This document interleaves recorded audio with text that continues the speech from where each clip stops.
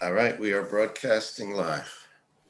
Great. Welcome to the Finance and Claims Committee meeting of the Common Council for today, Thursday, November 12th, beginning at 7:02 p.m. We'll start. Let me share the agenda.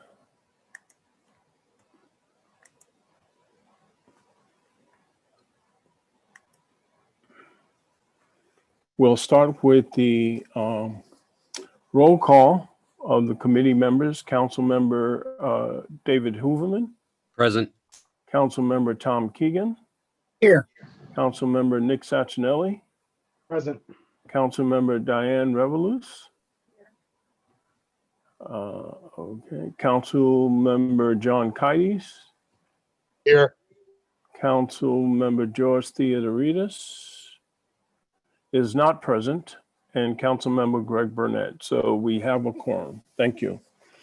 The next item on the agenda is public participation, and Chitsame informed me that we did not have any email sent in to be read into the minutes. Larry, do we have anyone who is waiting to make a statement for the committee? I just checked and I see Stuart Wells in as an attendee, so I'm going to promote him to a panelist. But other than that, there's no other attendees. Okay, very good. Thank you. So we will now close public participation. And that moves us into item number 4, which is approval of the minutes of the Finance Committee meeting for October 8th, 2020. Do I have a motion to approve the minutes?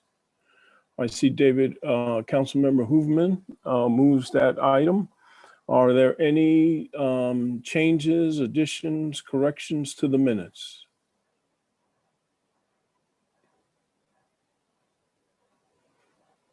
Okay, hearing and seeing none, I'll call for a quick roll call vote for the approval of the minutes. Councilmember Hooverman?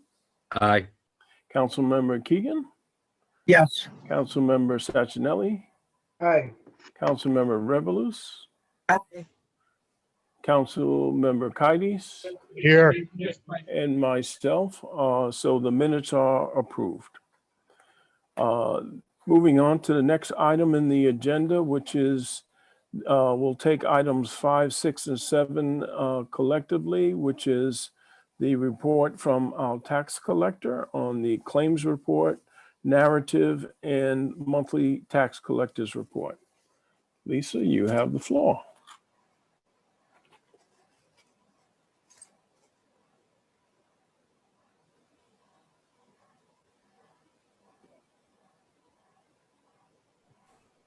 Did I unmute myself? You did unmute yourself. Okay, very well. Good evening. Thank you. I Good will evening. do claims first because there is no action required on the claims this month. They are all beneath the threshold where we need to have a vote. So the claims this month are for information purposes only. If you looked through the packet, you could see that it was a pretty hefty packet. Because we did process a lot of refunds over the course of the past 30 days. So that is for information purposes only. The next 2 reports that I will give you is the monthly spreadsheet for the month of October, ended October 31st, and the narrative that accompanies that. So as of the end of October, we had collected 52.2% of the current adjusted levy. And as has been the case since the beginning of the fiscal year, and as you might imagine, it is less than in the prior fiscal year by 2.17%, which isn't really that bad, all things considered. This was the year with COVID, and also we gave them longer to pay, normally where they would have had to pay by August 1st. This year they had until October 1st to pay. But we're still seeing the effects of COVID with things being slower than before. We are at 50.89% for sewer. We're at 71.77% for IPP. And we're just really neck and neck with last year with regard to prior year's collections, just under 2 million through the end of October. The tax sale was suspended. Activity on that was suspended in the spring. We did pick up in the fall, but we didn't really do anything significant more because we were in collection. We thought that once we sent past due notices, which just went out at the very, very end of October, once we get through our delinquent collection period, then we'll start working on the sale more in earnest. This is also the month of November, end of November, where we start thinking about the second installment billing, because those bills usually go out the second week in December. So normally around Thanksgiving is when we start putting that file together to send to the printer. The assessor's office is involved with that process, and we're in communication with them. So from what I can tell, between now and then, I'll know more, but there's no indication that we would have a late billing or anything like that, and those bills should go out on time. We did have to close our office suddenly at the end of last week because of quarantine. If some complaints were made, we apologize for the inconvenience, but we have been trying to operate remotely, but there are some things that we are just not able to do unless we're there in person. And we just got word from the Department of Health just this afternoon that we can reopen on Tuesday. A prior press release had said Monday, but it's actually Tuesday of next week that we will reopen to the public. And I'm available to answer any of the questions that you might have.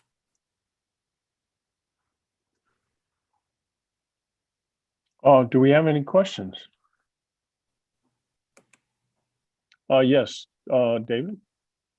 Thank you, Councilperson Burnett. Lisa, you guys are going to open the window again also at that time? We expect to be able to open the window. It might not be open the full amount of time. It might not be open from like 9 to 4. It might only be open from say 9 to 1 because we're having staffing issues right now. We just don't have the people to man the window. But we do hope to reopen it. Thank you. I appreciate that. You're welcome. Lisa,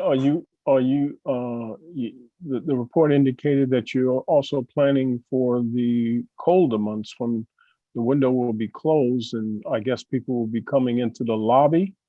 Is that the plan? That was originally the plan, but that might not be the plan any longer. The administration is looking at possibly doing something to keep that window where it is because of the spread of COVID. And we're just very concerned about bringing more people into the building. If we were to go to the lobby, we would be able to have only 3 people in at a time. And they thought that maybe we would stay at the window and just have people wait in their cars and come up with a way to be able to summon them when it was their turn, that they would be safer and more comfortable waiting in their cars than like lining up in front of the building or trying to crowd into the lobby. The lobby also tends to get very noisy when people are waiting there. And it would be very, very hard we're figuring it would be hard to transact business in that little cubbyhole with the amount of noise that is happening in the lobby. So we're kind of trying to come up with a system to keep us where we are now, but make it more comfortable for the public. Great, thank you. You're welcome. Any other questions for our tax collector? The only other question I had, Lisa, was the 2.17% difference. Any major concerns or too soon to tell? I am concerned.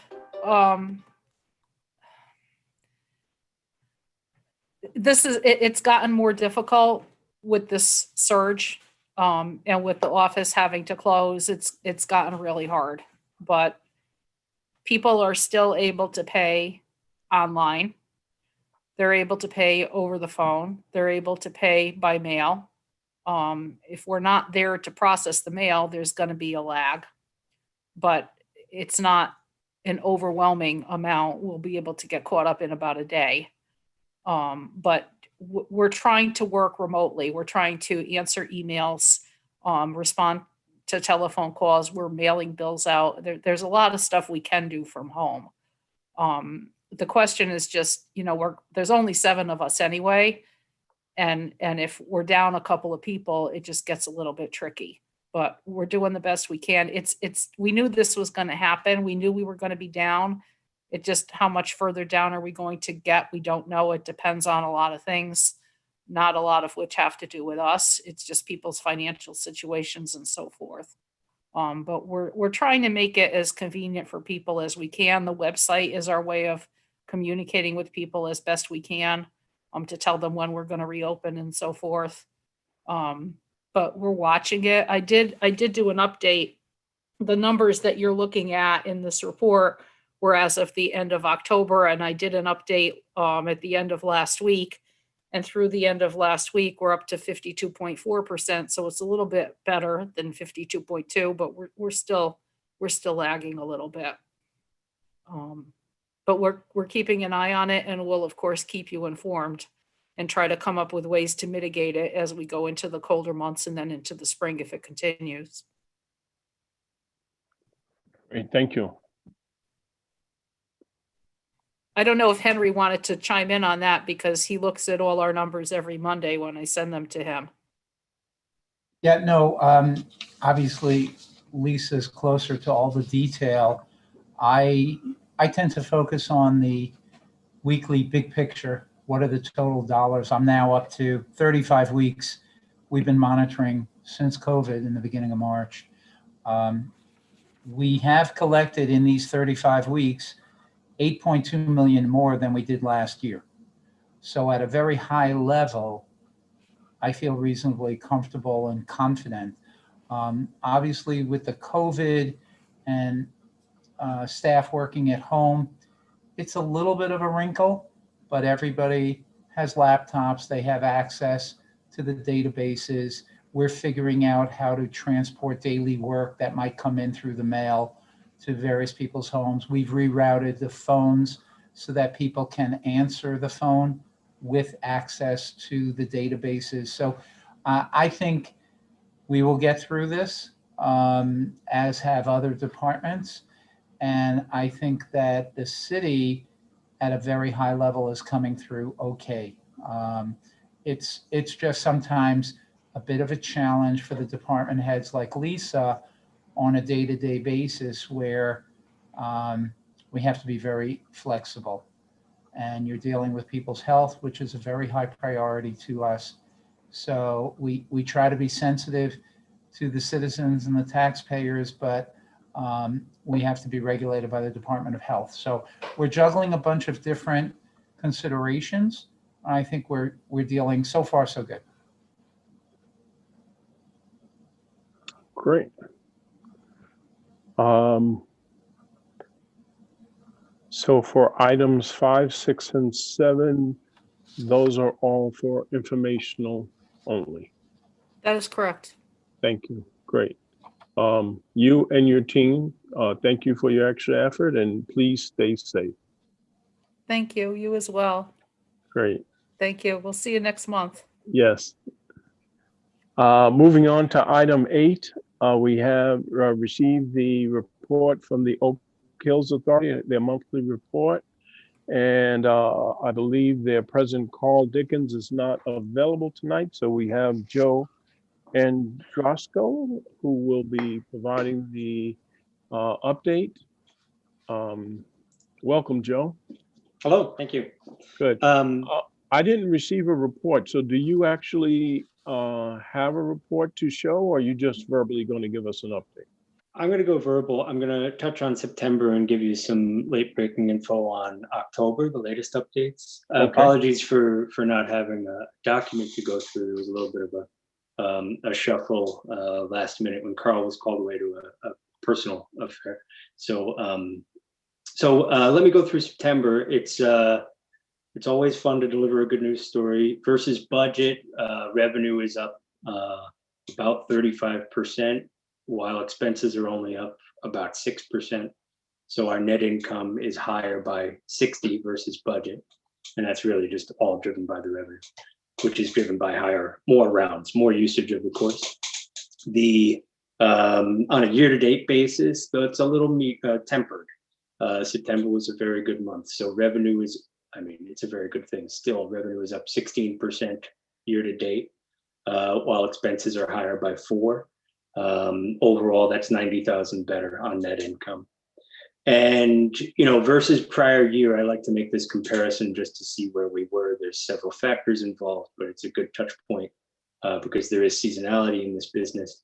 We're up 28% on revenue, 6.5 on expenses, and overall 50,000 higher on net income. So that's very good.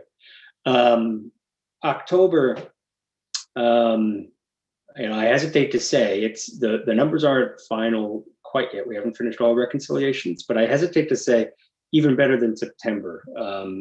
Revenue versus prior year, whereas September was up 30%, October was up 60%. Expenses were on a base of expense that's only up 6%. So the net income is almost 70,000 higher. And it's purely due to usage. There's two things really driving usage. One, we blame it when it's bad, but we should give it credit when it's good. Weather has been wonderful, and it continues into November to be good weather for golf usage. And some golfers are out there even in 50-degree rainy. Today was even a pretty full day. So that's just the pure income expense view on a really high level. A couple of things that I like to point out here are our position on our line of credit, which we are not drawn into our line of credit at all. We have a $200,000 line of credit with a local bank to kind of fund operations as we need, especially through the lean months of the winter. We are currently paid to zero, which is the same as last year, but we don't intend to draw into that line of credit really until spring begins, which is unique. And that is because at the end of October, we were sitting on 400,000 in cash. And that is versus prior year, where we had less than 50,000 in cash.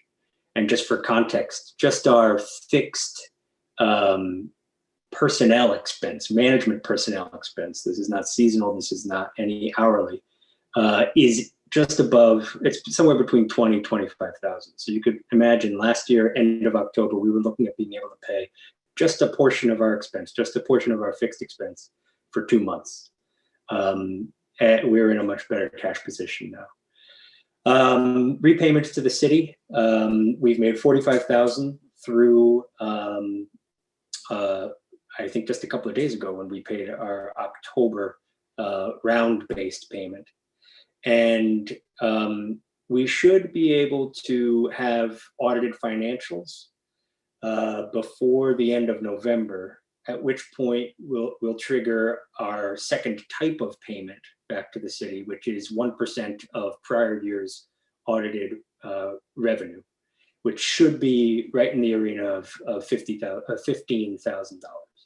So before the end of November, we'll be up to about 60,000 repayments, and then November rounds, they look pretty good, but I don't expect that to be more than 10,000 because it does naturally wind down as we get into the colder months. So, by the end of the year, we should be on track to be in the $70,000 repayment arena. So, that's the lay of the land right now.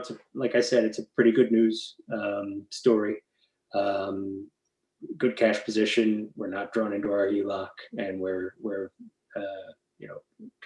keeping our commitments back to the city. All good news. Great. Any questions for Joe?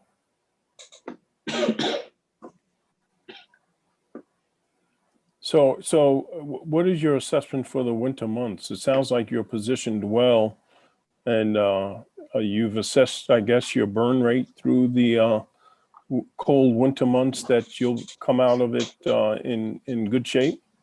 Yeah, even with a couple of capital expenditures that we expect to be able to do kind of when of course, is not being used quite as much, and when you can still dig, so when it's not total freeze, we don't expect to have to go into our line of credit until, like I said, March, April timeframe. And that's right when rounds are coming up. So if we have a good March and are able to sell some rounds and season passes especially, we may not need to go into that line of credit at all. We can actually use it for, just a buffer. Great. I mean, other than the good weather, what do you assess your success to this year as opposed to last year or prior years? Well, I mean, the weather is unignorable, but you've seen it throughout the golf industry. I've been able to read a couple of articles on this where people, are coming back to golf a little bit through the pandemic. They're finding ways to be active, spend time outside, spend time out of the house, which is kind of a luxury these days, and in a way that you can do it in a wide open space without having to be within 6 to 10 feet of another person. And it's generally a good idea not to be that close when you're swinging a golf club. So that's really been a driver throughout the country of increased golf course usage. Mr. Chairman, can I ask a Yes. question, please? Yes, John Kites. Hey, Joe, how are you, buddy? Doing well, thanks. How are you? Good. Love the mustache. Quick question. Have you guys started selling season passes for 2021? No, Yeah. No, we haven't gone into that yet. That'll start probably in December after we fix our new price. Have you changed the specifics? Have you guys voted on the specifics of that season pass? Because I knew there was some concerns about the tee time availability and going 2 weeks out and not leaving enough time for other golfers who don't have the season pass. Yeah, we're doing a holistic review of those season passes. And I've mentioned this before. We wanted to stop collecting data on October 31st for it. So we had a pretty good sense of the full season. And we've been chugging through that. We're finding that the discount is pretty fair. It's a good balance of giving us enough revenue while giving the golfers who buy these season passes a good deal purely monetarily. Once we've figured that out, the numerics of it, then we want to think about some of the fringe benefits, like how far in advance somebody can make a tee time using that pass, whether it's too generous on that front and some of the softer things. So we'll do that complete review and determine how those packages should be presented to the customer. That's great, Joe. Because I mean, definitely a few people have gotten to my ear with their disapproval of the season passes and being able to book out 2 weeks. And I don't know if you guys have heard the same thing. I just wanted to, I guess, pass that on to you because I don't have a lot of interaction with the Oak Hills Authority versus hearing you guys being here at the Finance Committee. No, we appreciate it. Thank you. All right, thanks, Joe. Nice talking to you. Good to see you. Any other questions for Joe and Oak Hills? Okay, seeing none. That report was for information only. Thank you, Joe. Appreciate it. Pass out thanks on the call also. Will do. Thank you. So with that, we'll move on to item 9 on the agenda, which reads as follows. Authorize the mayor, Harry W. Rilling, to execute any and all documents necessary to accept the CTCL COVID-19 response grant in the amount of $51,714. Do I have a motion on this item? I'll move it. I'll move it, John. Council member John Kites moves this item. And we have on the call our Democratic registrar, Stuart Wells, and I believe Angela Fogel, who is also our budget director, will be discussing this item. Stuart, welcome. You're on mute. Thank you. I really I issued a short statement. I heard about this grant and thought, why not? And applied for it. I don't know. It was no great genius on my part to find it. It kind of fell into our lap with something from Registrar of Voters Association chit chat between registrars, and filled the form out online, got some help from the departments that knew about things like signing these things and approving them. I've never had a grant come up before. And lo and behold.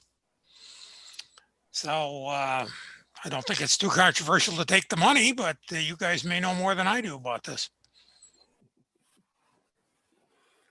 Sometimes it's better to be lucky than good, right, Stu? I think that's pretty much it. And I believe, based upon the information that was in the package, this is actually this is Norwalk's share, our piece of the big pie, which is the $250 million allocation from, I believe it was Mark Zuckerberg and one other individual who provided this donation to the CTLC organization, and our allocation by applying for the grant is the 51,000. So, and it's specifically for election day relief from any COVID impact. Is that correct? As far as I know, you have the documents more than I do, I think. Oh, okay. We just filled out the application form. I'm not all that familiar with any, but it's COVID related and for elections.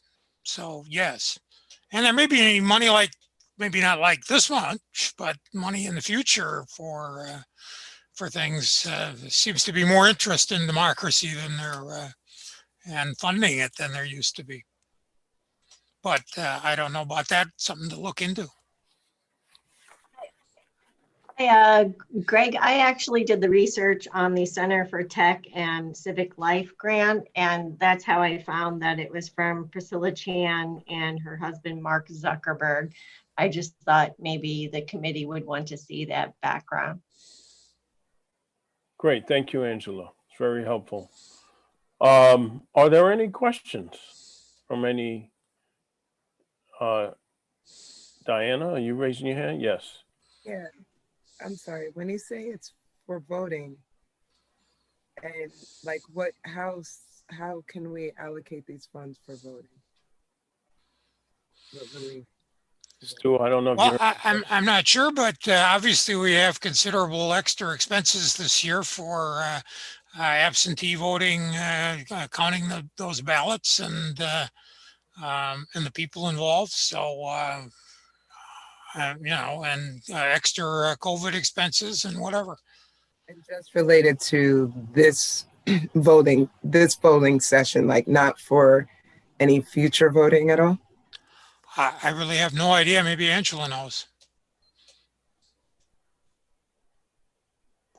As far as I can tell, it is not for future voting. It is only for this current election and related to the complications with the mail-in votes and other online voting. Okay, all right. The only reason I'm asking is was wondering if the money could it be used in educating voters as well, but if it's only just in the practice or in taking care of the behind the scenes, then fine. But I was wondering if money can be used to educate voters during the practice of even basic information, like districts.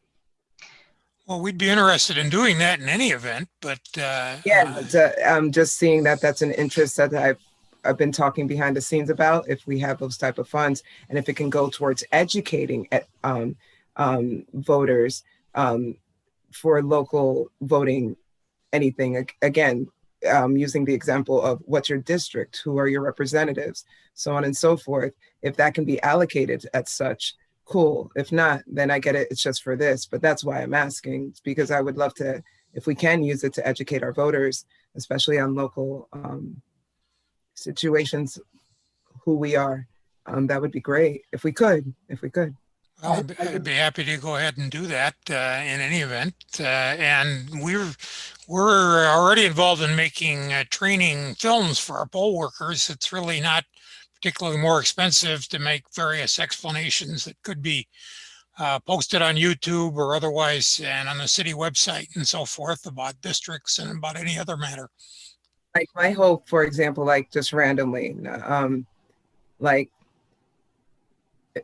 if I was in the grocery store, I should be able to bring my phone to a barcode and scan that I'm in District A, for example, and who the representative here. If I'm at Ryan's Park and there's a barcode and my phone goes there, I could say I'm in District B. Your representatives are this, and this on here.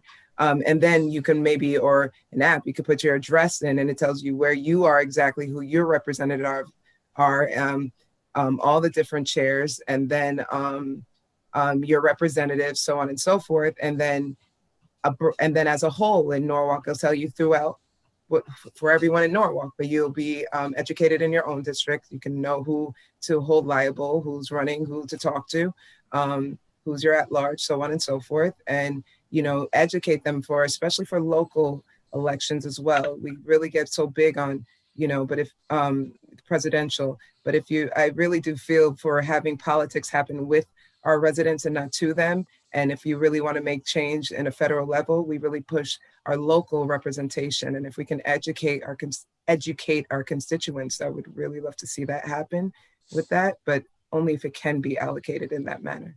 I'm presuming the members of the committee are happy having this information revealed, but yes.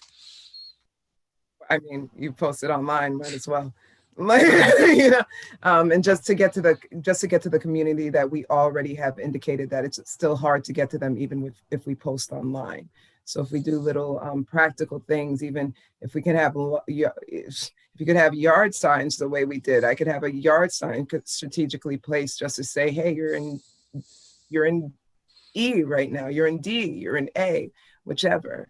You know what I mean? Just wondering if that could happen with those funds. It's an excellent idea. Not only that, we have redistricting coming up. So within a short period of time, there'll be new federal districts. So it's a really good time to tell everybody what district they're in. And based on the census, it may be that you'll have to take up the possibility of changing the lines in the city. Okay, that would be perfect timing if that could work. Yes. Would love to see that. Yeah. Henry, I saw you go off mute. Did you have a comment to make? I was just going to say, this whole calendar year of 2020, because of COVID, we've been able to petition for and receive some grants. Many came through the public school system, State Department of Education. We had the CARES Act, and much of the funding was to reimburse us for additional costs or for revenue that was lost. So Stuart's right. We just pay money to make sure we could get the election done smoothly and effectively. We had early voting, mail-in voting, and we've accumulated these costs. This grant will offset these additional costs. I think, Diana, what you're referring to is more of a long-term ongoing project, and that's something that should be discussed, separately. I think this is probably the one thing I would say from my experience in other governments is that normally when people want to give us money, we welcome them with open arms, but you have to vet them. As someone said to me, it depends who's giving us money, what the restrictions are on that money. And I have seen legislatures turn down grants or money that was going to come in because they didn't feel the source or the terms were appropriate. In general, yes, we always like to get the money. This was to defray our additional costs for the election. We appreciate that. But there is a vetting process that has to be done before your good selves accept funding like this. Councilmember David Hooverman. Thank you, Chairman Burnett. I don't know if this is Henry or Stuart, but do we have an accounting yet of what these additional costs were? I mean, how much was it from the typical election cycle, or do we know that yet? Well, not yet. The 2 days after the election, I was quarantined, so we really haven't had much of a chance to look into those things. And it was certainly not the top priority while we were trying to run the election, since it pretty well had to be done no matter what. I think it is a bit of an accounting challenge. We have a budget. We can look at actual versus budget, but we also have in-kind expenses. So if people need to work from home, for example, that's all buried in the IT department. It's not allocated to individual departments. So some additional expenses might be segregated. Some might be commingled in a way that might be hard to get at. But we have a sense, I mean, Stuart's probably on top of, there were additional things we had to do. Again, looking at the total budget of, 375 million, I don't think it was that significant or material. We have identified expenses related to COVID, specifically to look for reimbursements from FEMA and the coronavirus relief fund that was set up by the state. So in that case, we have very specific police overtime, cleaning expenses, technology, that sort of thing. I don't think we specified it just for election. Great, thank you. Councilmember Tom Keegan. Can I ask Henry, just to segue from what you were saying, when will we, the Finance Committee or the Common Council, know the numbers that it cost us for COVID and how much we were reimbursed? Do we have any idea when that may happen? We do monitor that. Angela is the keeper of the books, and I would say it falls into a 2x2 matrix. We have city and public schools, and we also have revenue lost versus additional expenses. Ballpark in my mind is something like $8 million, $2 million for each cell. We also keep track of what we've gotten. There's been tremendous support for the Board of Ed. They recently were awarded something like $13 million from the state. So we're tracking all of those numbers, and it's ongoing. FEMA has been very precise about what their requirements are, what they will reimburse. Even when they agree to reimburse, they only agree to reimburse 75%, although the state has said through their coronavirus relief fund that they would reimburse the 25% that is not reimbursed. But the state has come back to us and explained that in cases where FEMA has declined to reimburse us, that they may step up and give us more funds. Angela has regular contact with both FEMA and the state personnel, and this is a weekly operation. So at any point in time, we could tell you where we are.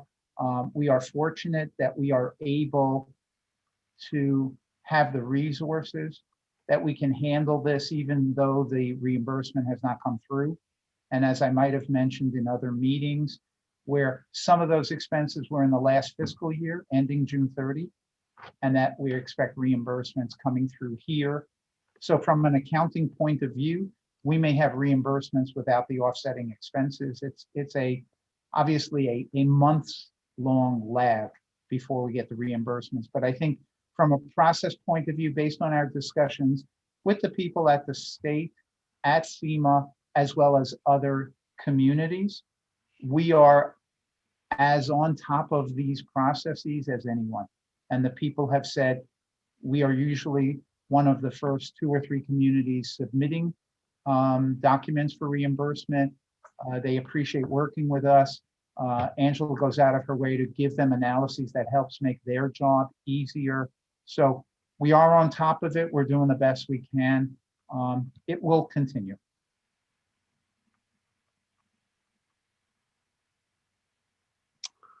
Okay, are there any other comments or questions related to this motion? Hearing, seeing none, I'll call for a roll call vote on this motion authorization. Councilmember David Hooverman, Aye. Councilmember Tom Keegan, Yes. Councilmember Nick Sacinelli, Aye. Councilmember Diana Revelous, Councilmember John Kides, Yes. and Councilmember Greg Burnett is aye. So the motion passed, and we will bring this to the, let's see, that it will be the November 24th Common Council meeting for full council approval. That will be the next step for final approval. All right, thank you, Stuart and A Angela. pleasure. And nice find, $51,000. Great. That moves us to item 10, which is review the fiscal year 2021-2022 operating and capital budget calendars. I sent out well, let me first state, Angela, I believe it was last week, copied the council BET on both the operating capital budget as well as the scheduled meetings of the BET. All of that information is posted on the website. And in addition, I sent out today the key meetings of the Finance and Claims Committee, this committee related to the operating budget. So all members of the council will have that document. But the fact that the calendar was just approved, we asked Henry, our Chief Financial Officer, to just highlight any key items related to the calendar. Greg, are you sharing your screen with? What would you like me to share? Well, I think we separated the operating from the capital calendars. Yes, we did. So let's do them one at a time, and I'll just highlight as best I know. Again, Angela. Angela, do you have those readily available by any chance? I'll have to find it. I would have to. Yeah, I have those available. Do you want me to share my screen? Yes, that would be great. Thank you. Okay.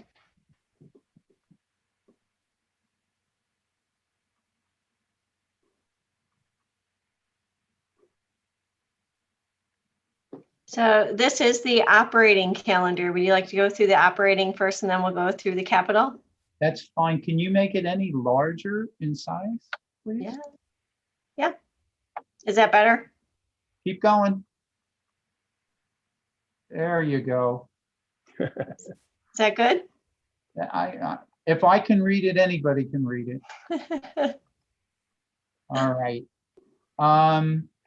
So we've distributed the budget packages. We are well underway with meetings with individual departments. And Thursday, January 7th, Finance and Claims Committee will have a joint budget expectations discussion. Angela, what do you mean by that term? Is this just a review at that point based on what we've heard? On which one? Thursday, January 7th, Finance and Claims Committee. Oh, right. That is the meeting, I think, that was implemented just a few years ago with the previous CFO and Greg.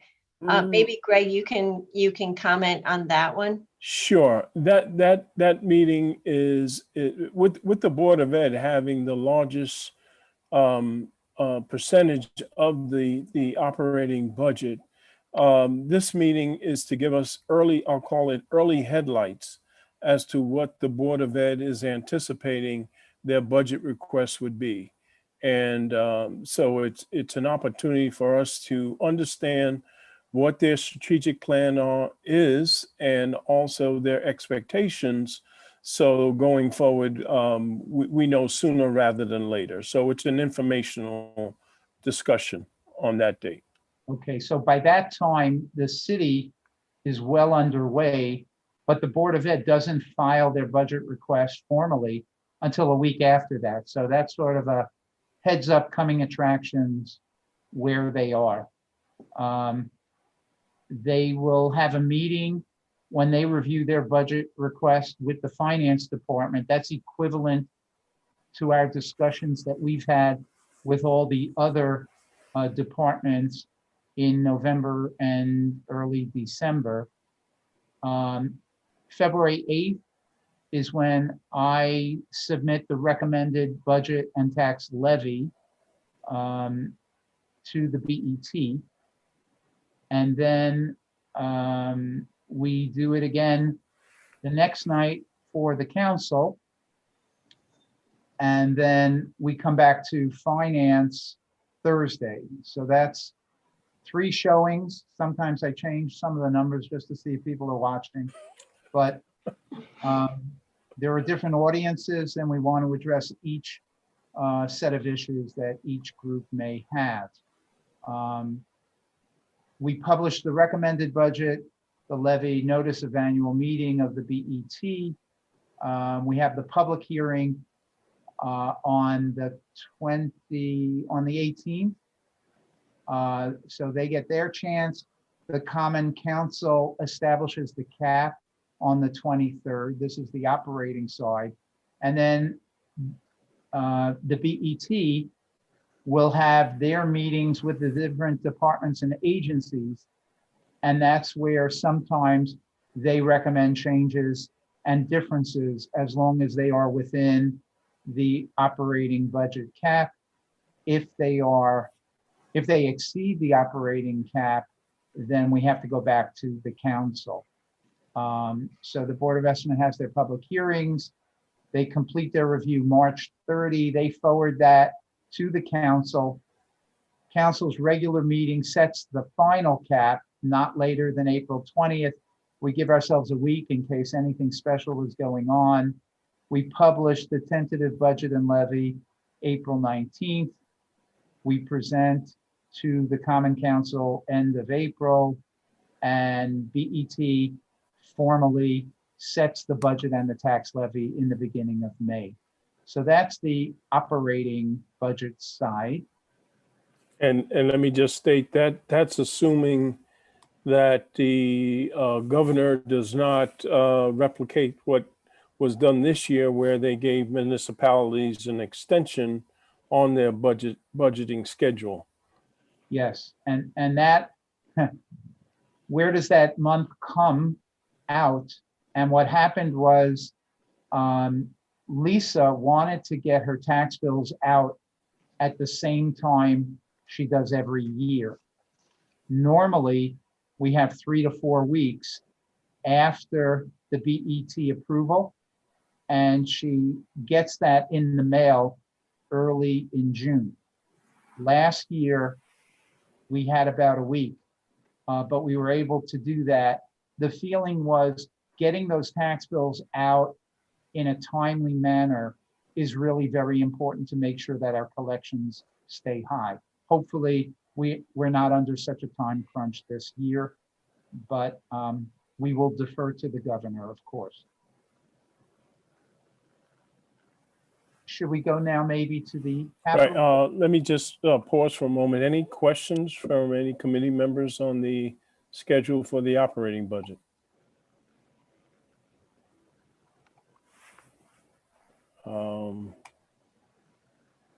Seeing none, I guess we can move to the capital. Great, thank you.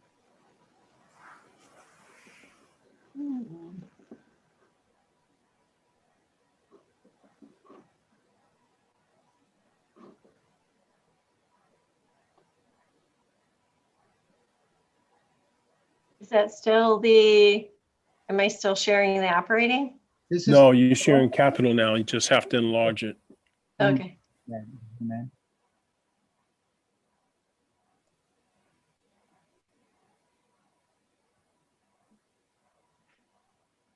Very good.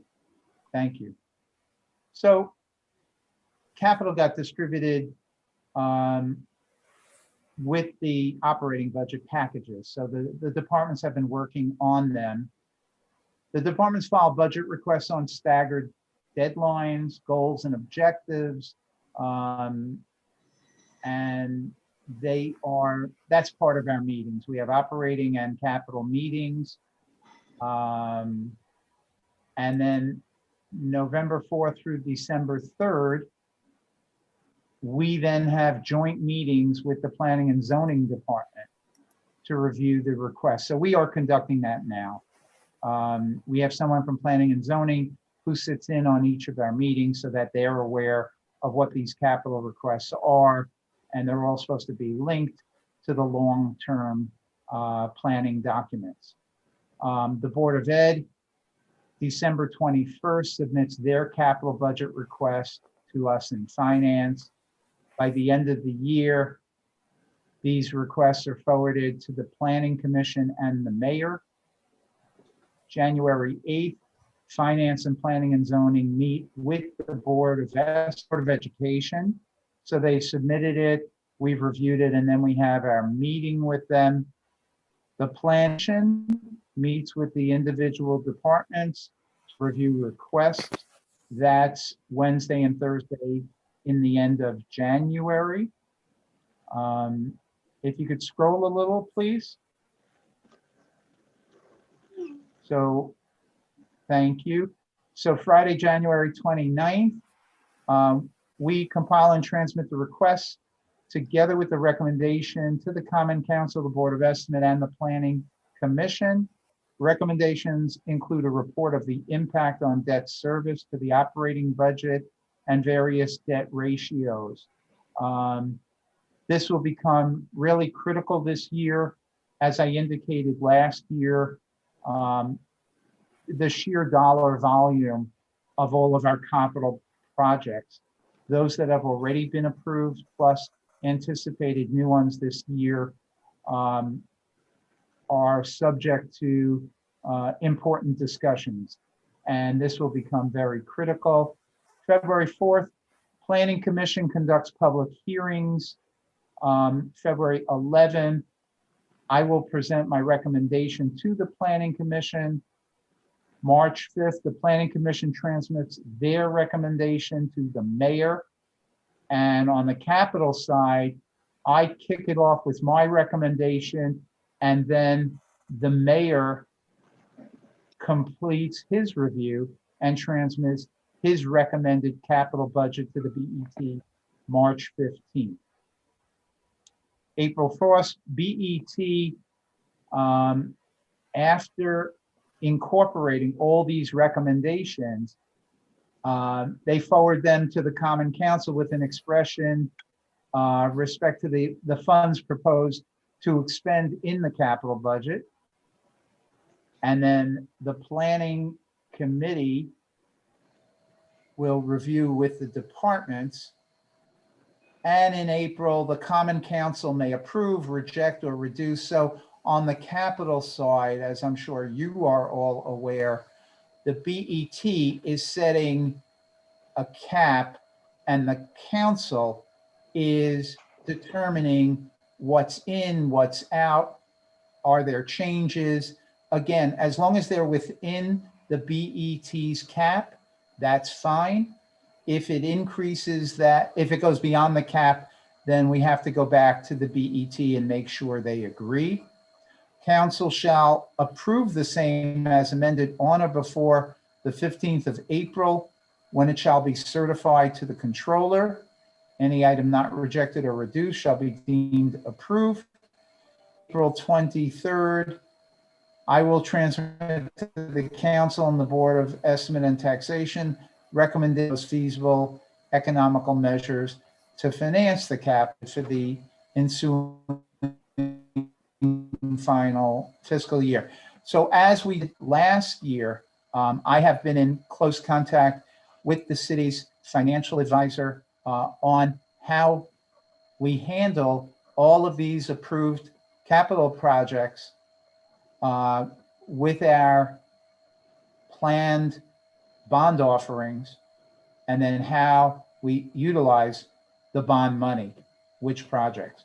And I think we have to look at these in great detail this year because we don't have enough room for everything to be done as they are today in the same time frame that people might expect.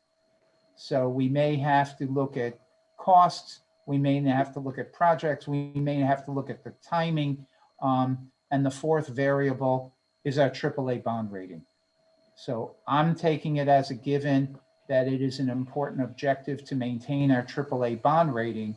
So on that basis, the other three parameters have to be examined closely to make sure that we would not, that we would maintain that AAA bond rating. So that's the process. Great. Any questions on the capital budget cycle?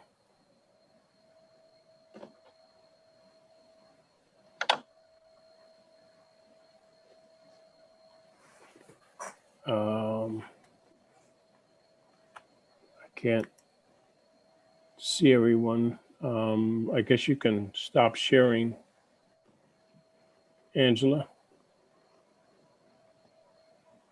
Perfect. Thank you. Any questions on the capital or either one? So thank you. This is very informative. Everyone's aware of what's going to take place over the next several months and key meetings that are going to take place. So we're all on board and in step with what's going to take place. Now it's about analyzing information as it comes in. I would just add one item. Last year, COVID hit in March. We started working remotely, and we were already well underway with our budgeting processes. And we had a little bit of time near the end to revise the operating budget to make sure we were protected because there was a lot of uncertainty. I think we all would have hoped that we continued the decline of cases and that by now, as we go into the budget season, we'd have a little bit more predictability for what's coming. Unfortunately, with the increases, we're still under COVID. The recession causes me concern because we've gotten those government funding programs like CARES Act. We've had the Federal Reserve reduce interest rates and lubricate the municipal bond borrowing markets. So a lot of that has already been spent, and it's uncertain what the future costs may be and whether there will be relief. So we're working with uncertainty this year yet again, and we have to be fiscally prudent. So I will be taking a conservative financial approach as we do both the operating budget and the capital budget, because I want to make sure that we are protected for all these uncertainties. We've done well to date, and we want to continue that progress. Thank you. Great. Thank you, Henry. And thank you, Angela. If there's no further questions, I guess at this point, I'll call for a motion to adjourn. Thank you, Councilmember Tom Keegan. All those in favor, show of hand. Thank you. We are adjourned at 8:01 p.m. Everyone have a good evening. Thank you. And thank you. Great. Stay safe.